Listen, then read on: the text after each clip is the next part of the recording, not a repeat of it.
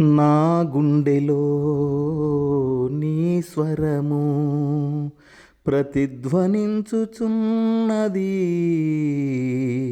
నా మనసులో నీ రూపము ప్రతిబింబించుచున్నది. నీవు మా మధ్య నివసించినా, నీవు మా కోసం చేసిన ఉపకారములు జ్ఞాపకమున్నాయి. నీవు మా మధ్య నివసించినా, నీవు మా కోసం జరిగించిన ఆశ్చర్య కార్యములు జ్ఞాపకమున్నాయి,